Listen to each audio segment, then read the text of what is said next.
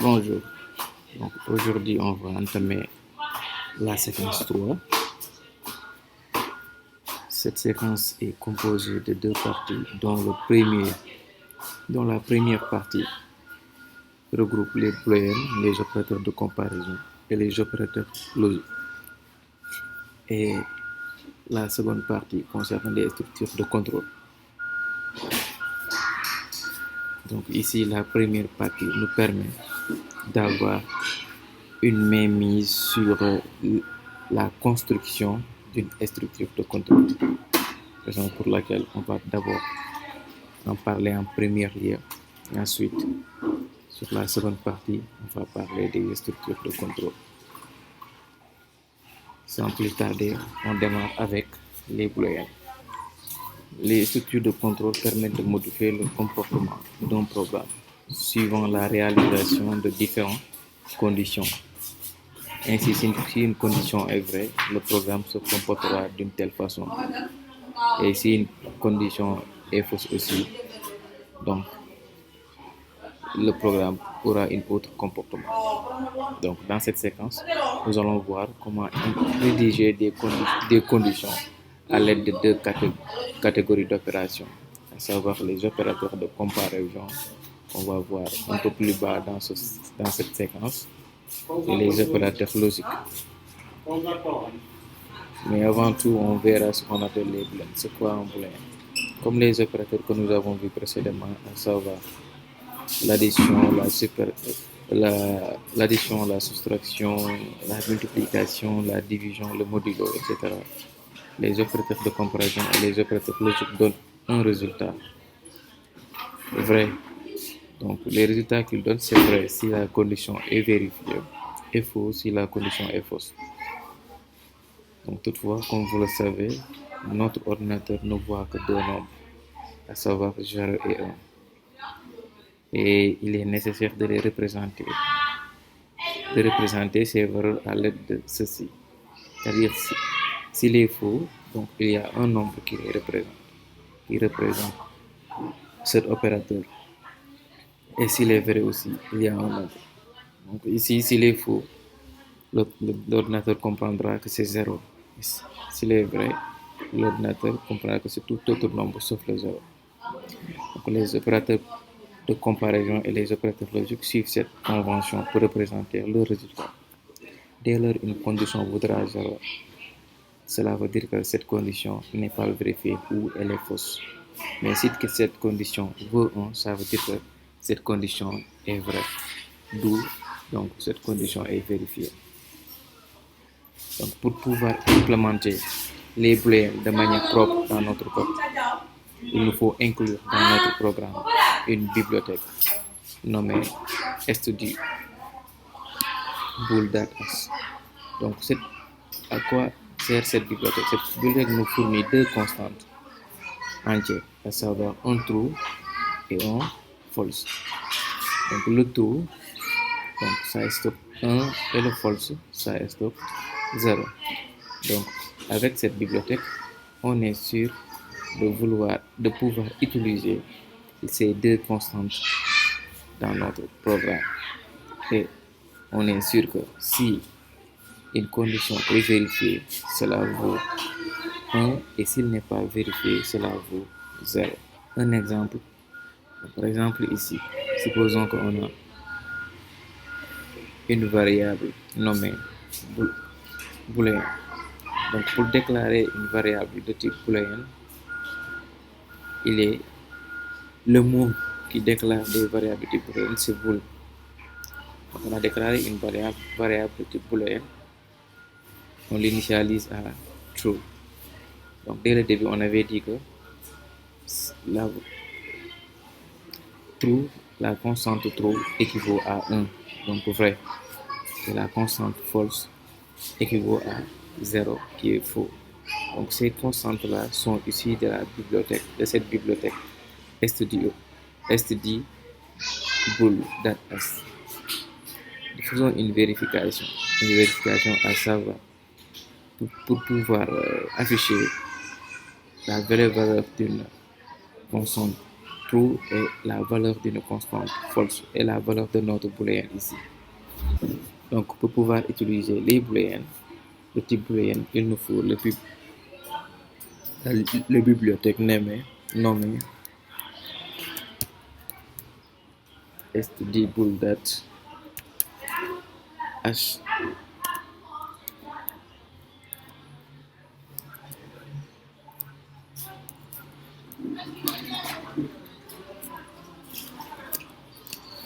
Donc, cette bibliothèque nous permettra d'utiliser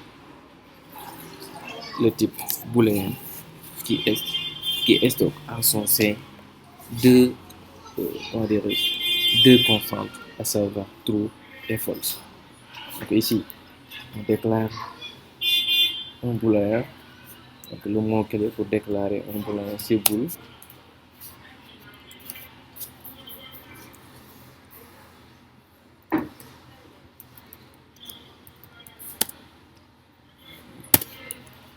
True. Là, on veut afficher par exemple, on veut afficher la valeur d'un booléen, la valeur d'une constante true et la valeur d'une constante false, pour que vous ayez un aperçu sur ce que stocke un true et ce que stocke un false. Dans notre cas, on va faire un printf. Et dans cette printf, on va dire par exemple du texte true vaut, là on va dire true vaut, donc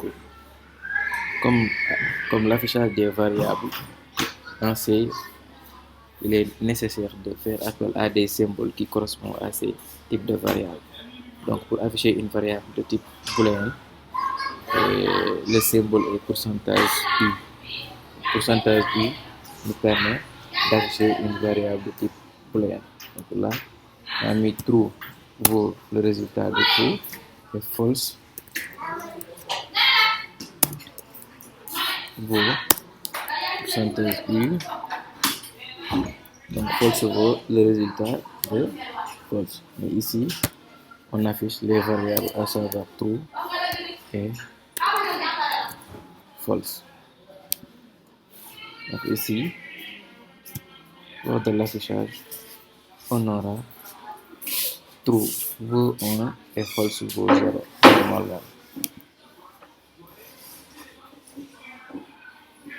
Comme vous pouvez le voir ici, true vaut 1 et false vaut 0.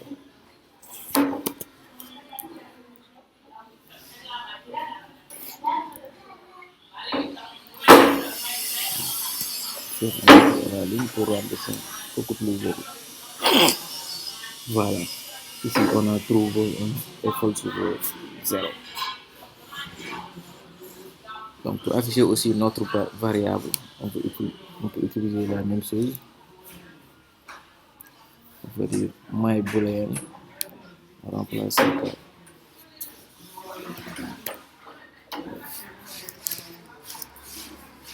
notre variable qu'on a initialisée à true. On sait que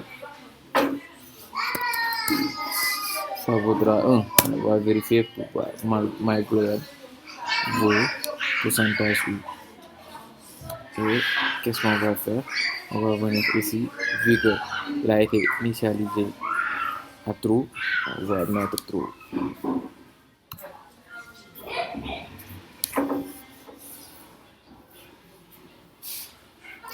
À partir de là, on peut voir ce que stocke myBoolean. Donc ici, notre variable myBoolean stocke 1 parce qu'il a été initialisé par true. Et on sait que la constante true stocke toujours 1. Si c'était false par exemple, myBoolean vaudra 0.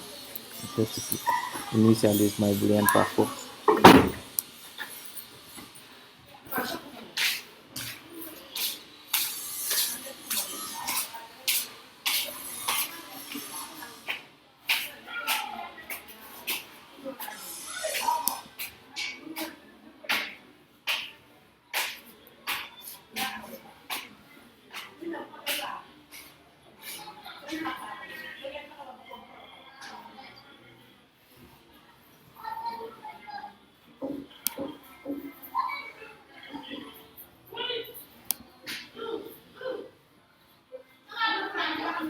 Ok.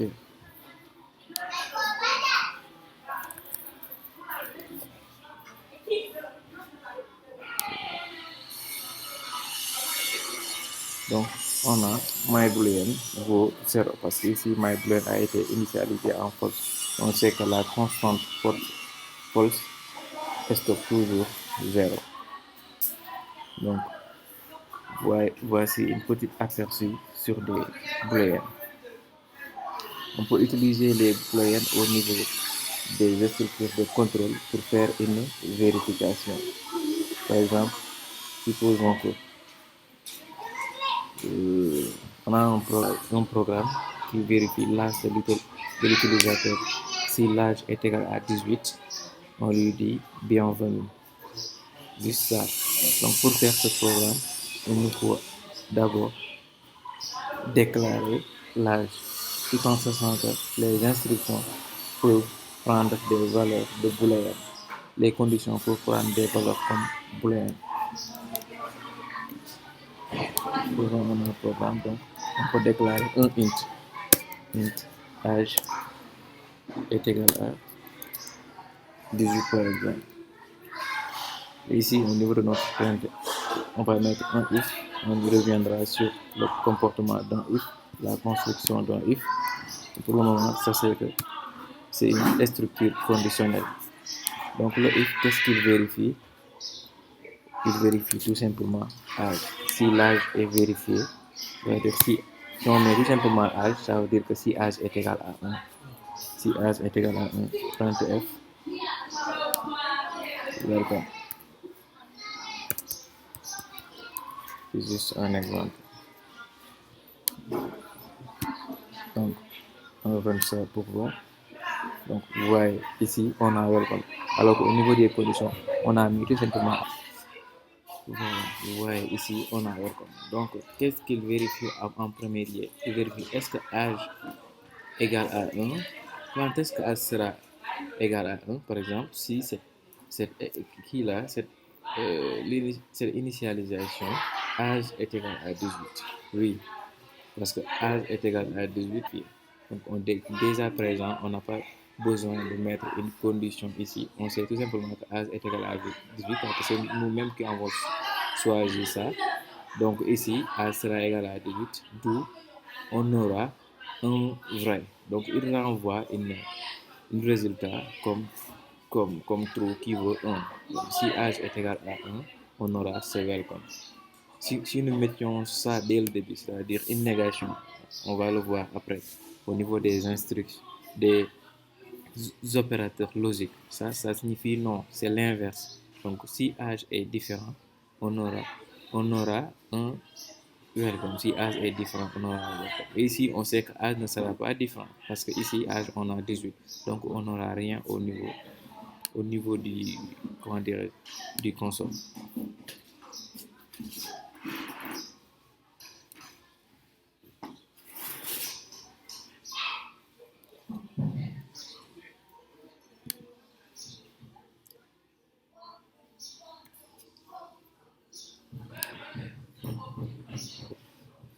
Si on a l'inverse de ce qui est là, on aura ce résultat. Par contre, si on ne l'a pas, le programme ne sera pas exécuté. Malheureusement, le programme ne sera pas exécuté parce que ici, on a toujours 1. Et ça veut dire que si on a 0, si le résultat de cette comparaison-là est égal à 0, alors que le résultat de cette comparaison vaut 1. Donc, pour raison de plus, on n'aura rien lorsqu'on exécute notre programme. Donc, vous voyez, l'utilisation des booléens peut varier. Donc, l'utilisation des booléens peut varier en fonction du besoin qu'on a pour les différents constantes, à savoir le true ou le false. Donc, voici ce qu'on peut apprendre au niveau des booléens. Les booléens, pour déclarer un booléen, on utilise le mot-clé bool et on a deux constantes pour des booléens, à savoir true, qui veut dire vrai et il renvoie 1. Et on a false aussi qui veut dire faux et il renvoie 0. Maintenant, on va voir ce qu'on appelle les opérateurs de comparaison. Le langage C fournit différents opérateurs qui permettent d'effectuer des comparaisons entre des nombres. Ces opérateurs peuvent s'appliquer aussi bien à des constantes qu'à des variables ou un mélange des deux. Ces dernières permettent donc par exemple de vérifier si une variable est supérieure à une autre, si elles sont égales ou différentes, etc., etc. Donc voici un tableau qui nous montre les différents types d'opérateurs de comparaison. En premier lieu, on a l'égalité. Donc, égal, égal, ça veut dire égalité. On a supérieur à, supérieur extrêmement, et inférieur extrêmement. On a supérieur ou égal. On a inférieur ou égal. On a différent de. Il vous faut maîtriser ces différents symboles car vous pourrez aller utiliser lorsque vous commencerez ce qu'on appelle les structures conditionnelles. Donc, ces opérateurs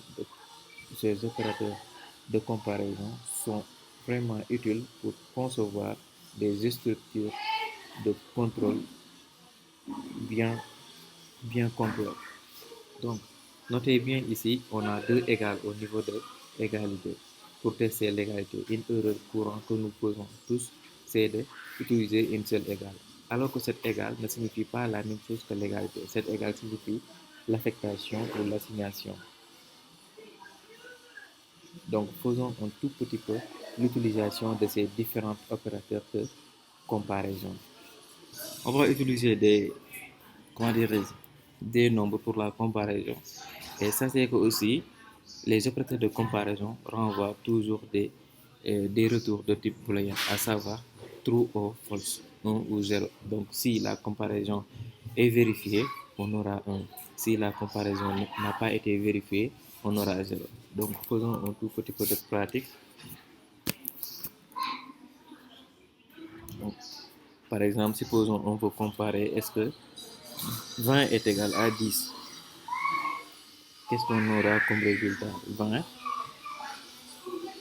est égal à 10. Donc ça, c'est seulement du texte, hein, mais la vraie comparaison se passe ici. Vu qu'on veut afficher, par exemple, on veut comparer euh, des nombres, donc le symbole qui nous permet de faire l'affichage des nombres de type int, c'est pourcentage. Donc la vraie comparaison se passe ici. Donc pour utiliser l'opérateur d'égalité, c'est 2 égales, comme on l'a vu récemment. 20 égale 10. Donc, est-ce que 20 égale 10, pourcentage de, qu'est-ce qu'on aura comme résultat? On peut, par exemple, utiliser vos. Voilà, le résultat sera le pourcentage D qu'on aura. Donc, ici, on aura une valeur de retour qui va retourner cette comparaison. Comme je vous l'ai tantôt dit, les opérateurs de comparaison renvoient 1 si c'est vrai et 0 si c'est faux. Donc ici, on va ajouter tout simplement euh, la, le type de retour, la valeur de retour. Donc ici, la valeur de retour de 20 par 1, on sait que 20 n'est pas égal à 10, donc c'est 0. Donc c'est faux. Ça veut dire que donc il va renvoyer 0. On exécute pour voir ça. Comme vous pouvez le voir ici. Ouais, donc ici on a 20 est égal à 10 vaut 0. Il renvoie 0 parce que cette comparaison est fausse. 20 n'est pas égal à 10.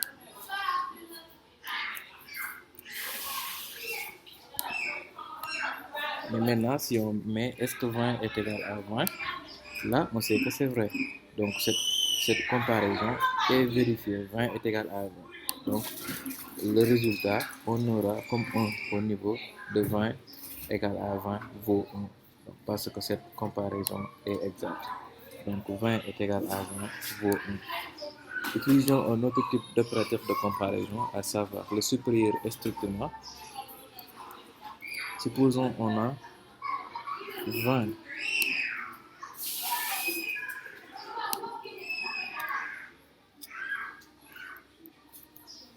20 est supérieur à 30 par exemple. Là, On sait que 20 n'est pas supérieur ou égal, n'est pas supérieur à 30. Donc le résultat, cette comparaison n'est pas exacte.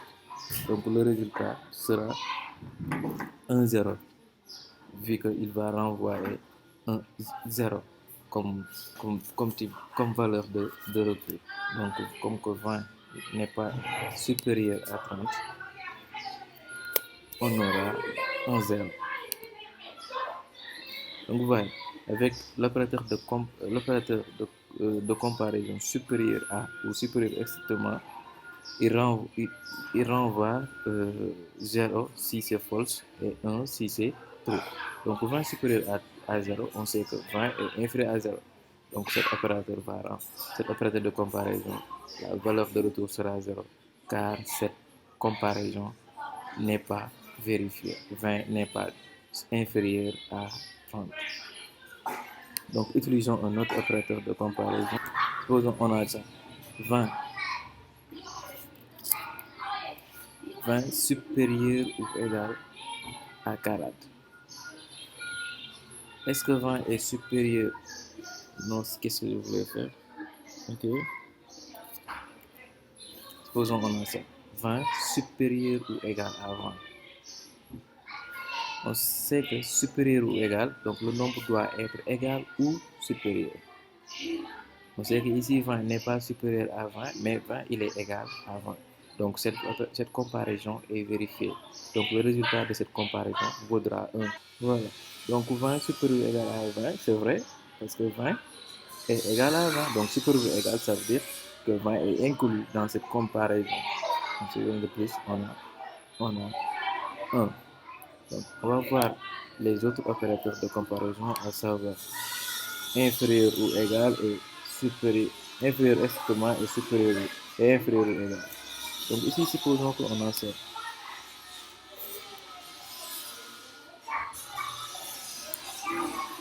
20 inférieur à 30. Est-ce que 20 est inférieur à 30? Oui. Dans cette condition, la comparaison est vérifiée. On sait nettement que 20 est inférieur à 30.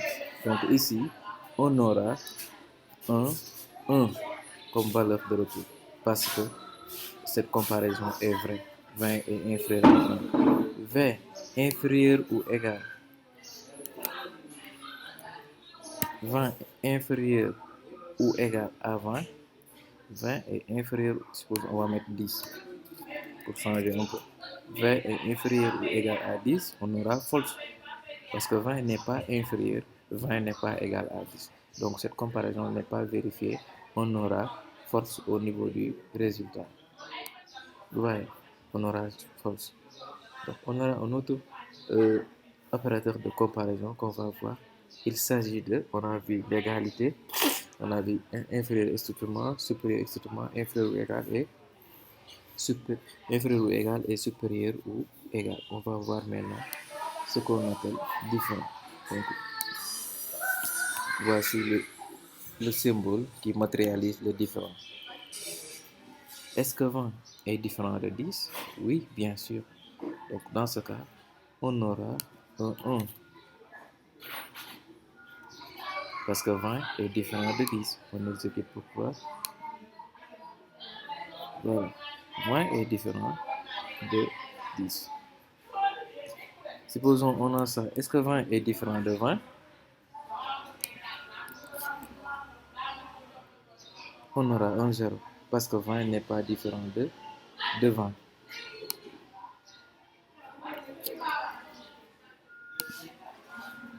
Dans ce cas, on a 0. Car 20 n'est pas différent de 20. Maintenant, après les opérateurs logiques, après les opérateurs de comparaison, on va voir ce qu'on appelle les opérateurs logiques. Toujours aussi dans la logique de d'avoir d'avoir les prérequis pour la construction d'une structure conditionnelle complète, on a besoin des opérateurs logiques. Toutes ces comparaisons sont toutefois un peu faibles car il y a des choses qui ne sont pas possibles à vérifier. Par exemple, supposons passer, on aura vous passer en master.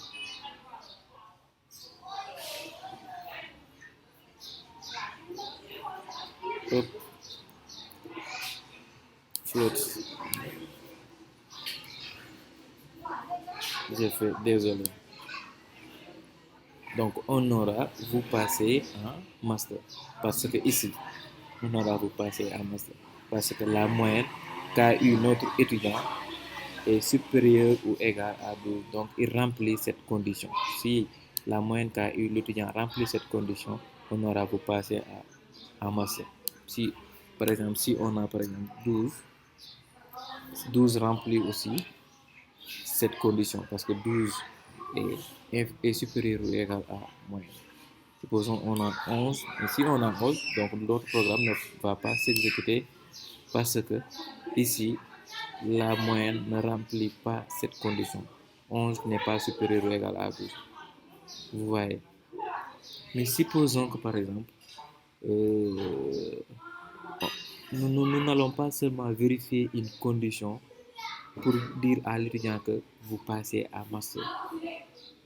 Supposons que nous aurons besoin de deux conditions. C'est-à-dire, un programme doit vérifier en premier lieu si l'étudiant a une moyenne supérieure ou égale à 10 et que si l'âge de l'étudiant et que, et que il a et que l'étudiant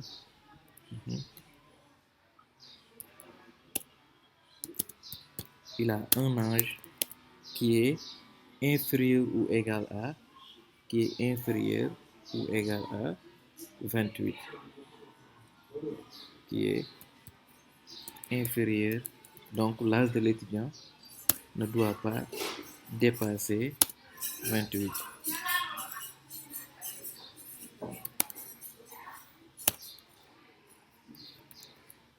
Ici, on a deux conditions.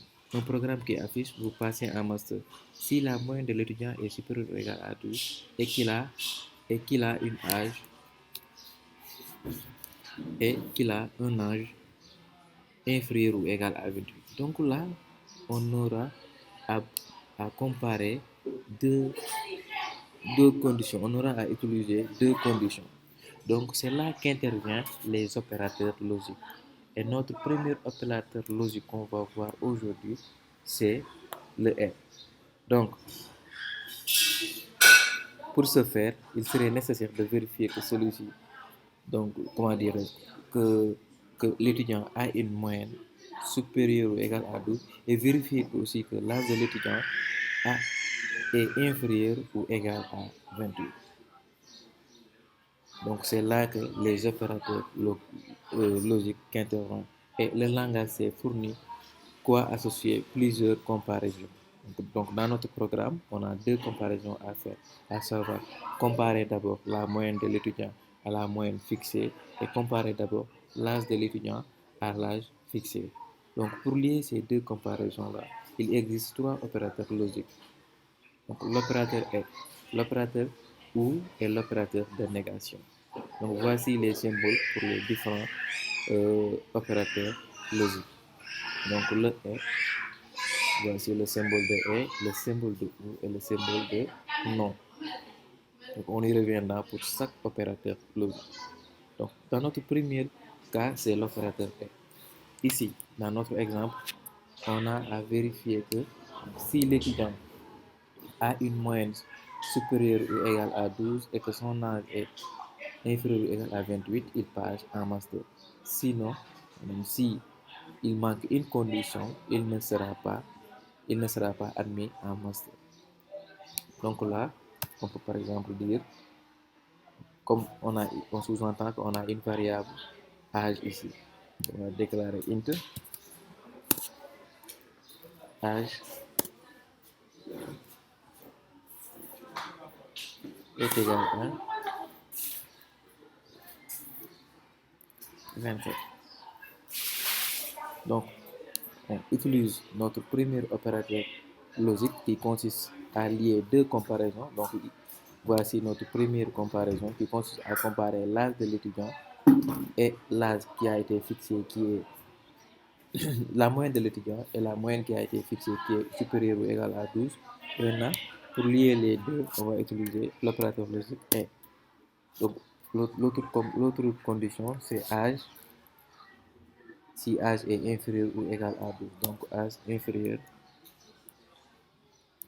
ou égal à 28. Donc voici la seconde condition. Donc ici, on a lié deux conditions. Donc dans notre cas, est-ce que cet étudiant passera en master en utilisant l'opérateur logique et? Donc en utilisant l'opérateur logique et, les deux conditions doivent obligatoirement être vérifiées. Si l'une de ces conditions manque, ça veut dire que l'étudiant ne passera pas en master. Donc par exemple ici, flotte moyenne est égale à 11. Donc moyenne ne vérifie pas. Donc la première condition n'a pas été vérifiée. Il renvoie à 0. Parce que 11 n'est pas supérieur ou égal à 12. Mais la deuxième condition a été vérifiée. Même si la deuxième condition a été vérifiée, l'étudiant ne passera pas. Avec l'opérateur logique et, si une condition n'a pas été vérifiée, le programme ne s'exécutera pas. Donc ici, le programme ne s'exécutera pas. Désolé. Vous voyez. Donc ici, on n'a rien pour le moment.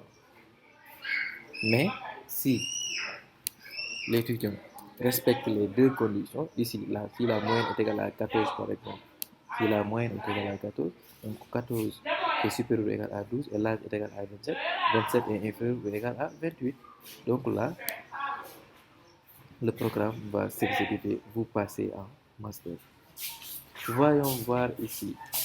L'opérateur E va manipuler deux conditions. Il va donner 1 si elles sont vraies et 0 sinon. Donc, raison de plus, on a eu en premier lieu les booléens. Vous voyez.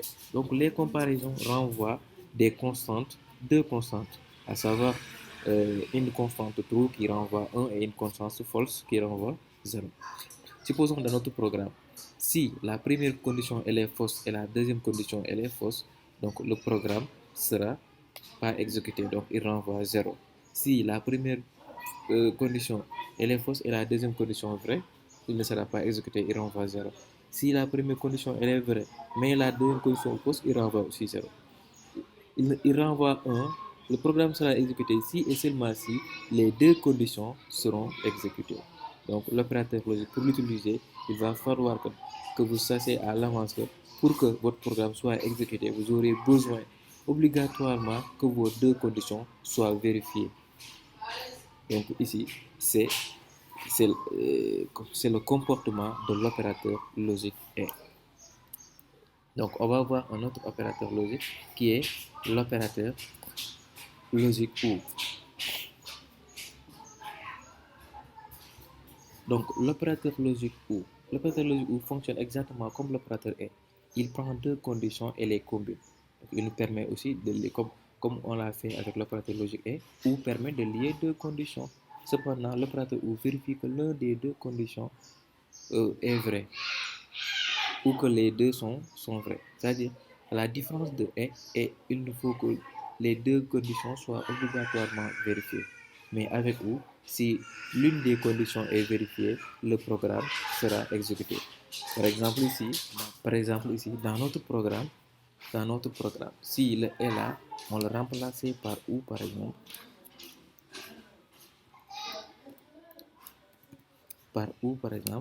Donc, même si l'étudiant aura une moyenne de 10, il passera en master.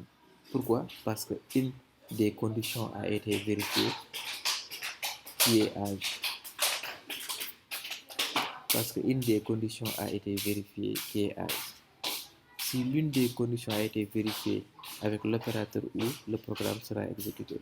Donc vous voyez, malgré l'autre condition, moyenne n'a pas été vérifiée, mais la condition âge a été vérifiée, donc le programme sera exécuté. Mais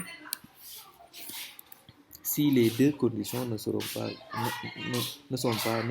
vérifiées, le programme ne sera pas exécuté parce qu'il nous faut au minimum une condition qui sera vérifiée ou les deux. Donc, voici ce que nous avons vu. Donc, pour que si notre première condition est fausse et notre deuxième condition fausse, là, le programme ne sera pas exécuté. Si notre première condition est fausse et notre deuxième condition est vraie, le programme sera exécuté parce qu'une des conditions a été vérifiée avec l'opérateur OU. Donc, si la première condition est vraie et la deuxième fausse, aussi le programme sera exécuté parce qu'une des conditions a été vérifiée. Si aussi les deux conditions ont été vérifiées, donc on aura un trou. Donc le programme sera exécuté. Donc avec l'opérateur de OU, si une seule condition est vérifiée, le programme sera exécuté. Si les deux, le programme ne sera pas exécuté que si les deux conditions ne sont pas vérifiées. Donc on va voir l'opérateur de négation. L'opérateur de négation, c'est l'opérateur qui renvoie le contraire des conditions. Le contraire, l'inverse des conditions. Par exemple, supposons on avait un programme qui dit que euh, qui dit par exemple euh, qui dit vous redoublez si vous ne remplissez pas certaines conditions. C'est-à-dire normalement vous passez en classe supérieure si vous passez en classe supérieure si vous remplissez ces conditions. Supposons ici on a un programme qui, qui affiche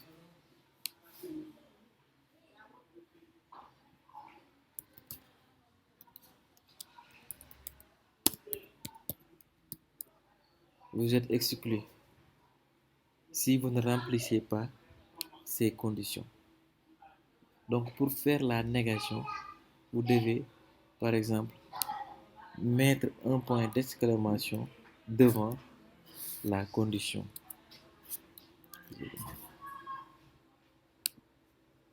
Devant l'ensemble de cette condition. Donc on va mettre un entre parenthèses parce que la négation s'applique qu'au premier opérande. C'est-à-dire si nous avions ici deux parenthèses, la moyenne, on l'ouvre et on ferme avec des parenthèses, et âge, on l'ouvre et on ferme avec parenthèse, cette condition. Donc, et on met ici la négation au niveau du premier opérande, ça s'applique seulement ici, mais on veut que notre négation s'applique sur l'ensemble des conditions. Donc, on entoure les conditions par des parenthèses. Mais le symbole de la négation, c'est ça. Donc, ça veut dire qu'il donne l'inverse de ça. Si l'étudiant a l'inverse des conditions, c'est-à-dire si l'âge n'est pas supérieur ou égal à 12 et que, euh, comment dire, si la moyenne n'est pas supérieure ou égale à 12 et l'âge n'est pas inférieur ou égal à 28, donc c'est l'inverse. Si vous mettez ça, c'est que vous êtes en train de parler de l'inverse. Donc vous êtes exclu. Et là, si on run par exemple ici, l'étudiant ne remplit pas les conditions. Donc, parce que ici la moyenne est égale à 10. Vous voyez, vu qu'on a l'opérateur ou vu qu'on a l'opérateur et, il nous faut obligatoirement les deux conditions qui ne seront pas vérifiées pour que cette qui-là soit, comment dirais soit appliquée. Et que ici, par exemple, la moyenne n'est pas égale à 12. Et on a dit non, la négation devant. Donc ça veut dire, si la moyenne ne sera pas supérieure ou égale à 12, et c'est le cas ici, on a 10, et si l'âge n'est pas inférieur ou égal à 8, ici c'est le cas, 29, donc vous êtes exclu. Par contre, si on respecte par exemple ça, on va mettre 28 et quoi et 12. Si on respecte ça, on n'aura rien parce qu'on a mis une négation. Une négation, c'est l'inverse de la condition. Voyez, c'est ça, une négation. Voilà, c'était l'opérateur logique de négation. Donc, et c'est ce qui met fin à cette première partie consistant à voir les prérequis pour la construction d'une structure conditionnelle. La prochaine fois, on verra les structures conditionnelles. Merci et à bientôt.